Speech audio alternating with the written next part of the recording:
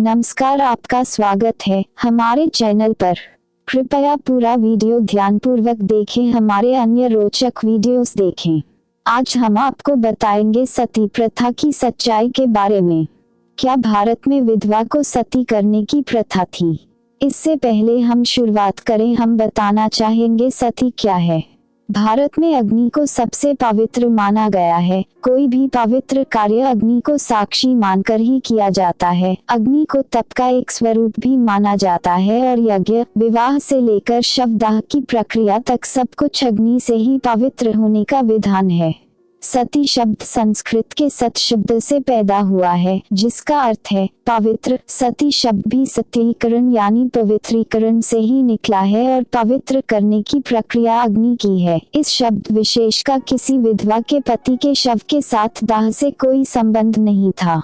सती प्रथा का नाम माता सती के द्वारा योगाग्नि में स्वयं को भस्म कर पार्वती के रूप में प्राकट्य की घटना से जुड़ा हुआ है। सबसे पहली बात ये कि सती ने योगाग्नि में आत्माहुति किसी के दबाव में नहीं दिया था, अपितु अपनी इच्छा से दिया था।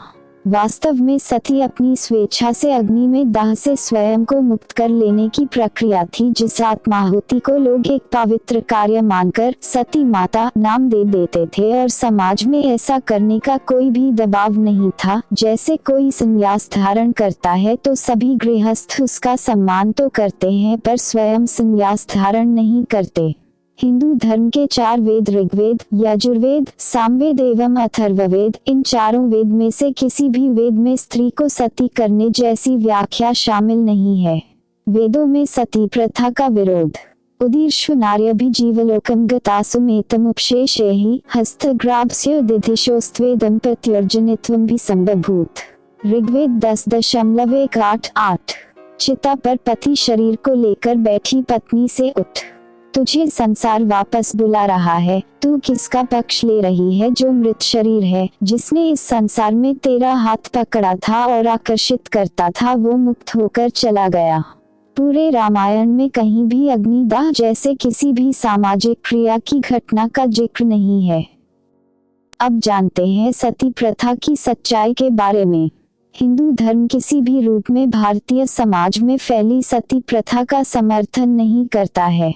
शोधकर्ता मानते हैं कि इस प्रथा का प्रचलन मुस्लिम काल में देखने को मिला, जबकि मुस्लिम आक्रांता महिलाओं को लूटकर अरब ले जाते थे या राजाओं के मारे जाने के बाद उनकी रानी या जौहर की रस्म अदा करती थी, अर्थात या तो कुएं में कूद जाती थी या आग में कूदकर जान दे देती थी।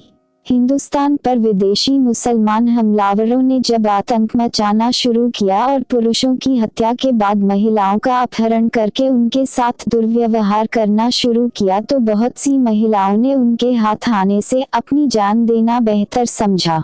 उस काल में भारत में इस्लामिक आक्रांताओं द्वारा सिंध, पंजाब, उत्तर प्रदेश, महाराष्ट्र और राजस्थान आदि के क्षत्रिय या राजपूत क्षेत्रों पर आक्रमण किया जा रहा था। जब अलाउद्दीन खिलजी ने पद्मावती को पाने की खातिर चित्तौड़ में नरसंहार किया था, तब उस समय अपनी लाज बचाने की खातिर पद्मावती ने सभी राजपूत विधवाओं के साथ सामूहिक जौहर किया था। महिलाओं के इस बलिदान को याद रखने के लिए उक्त स्थान पर मंदिर बना दिए गए और उन महिलाओं को सती कहा जाने लगा। तभी से सती के प्रति सम्मान बढ़ गया और सती प्रथा प्रचलन में आ गई। इस प्रथा के लिए धर्म नहीं, बल्कि उस समय की परिस्थितियां और लालचियों की नीयत जिम्मेदार थी। गुलामी का काल हिंदू स्त्री जातियों के लिए बहुत ही बुरा काल था। ऐसे में उनके पति के मरने के बाद उनका भविष्य अंधकार में हो जाता था। उनमें से कुछ महिलाएं तो वृंदावन या मथुरा जैसी जगह जाकर संन्यास ले लेती थी, तो कुछ को वैश्यालयों में धकेल दिया जाता था। कुछ ऐसे समाज थे जहां महिलाओं को सती होने के लिए मजबूर कर दिया जाता था। हालांकि ऐसी घटनाएं राजस्थान और उससे लगे क्षेत्र में ही देखने को मिलती थी। अधिकतर घरों में महिलाएं पूरा जीवन विधवा बनकर ही काट देती थी।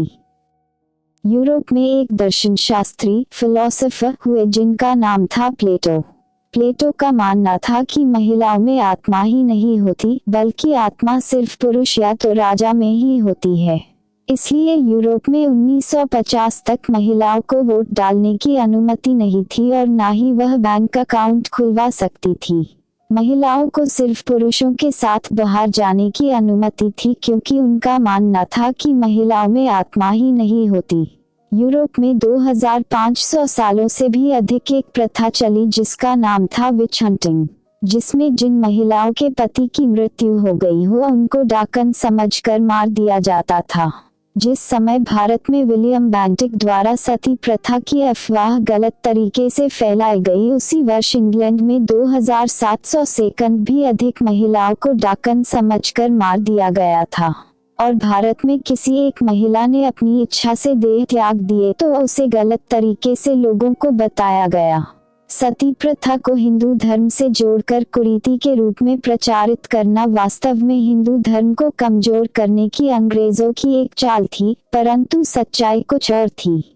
हिंदू धर्म की कमियों को गिनाकर इसका मनोबल गिराना अंग्रेजी धर्मांतरण का प्राथमिक हथियार था। आज हिंदू संस्कृति विशेषकर युवाओं को परंपराओं का और झूठे इतिहास का विभेद पता होना चाहिए, तभी समाज में संगरोध के साथ हमारा अस्तित्व बचा रहेगा और हम झूठे आरोपों का जवाब भी दे पाएंगे।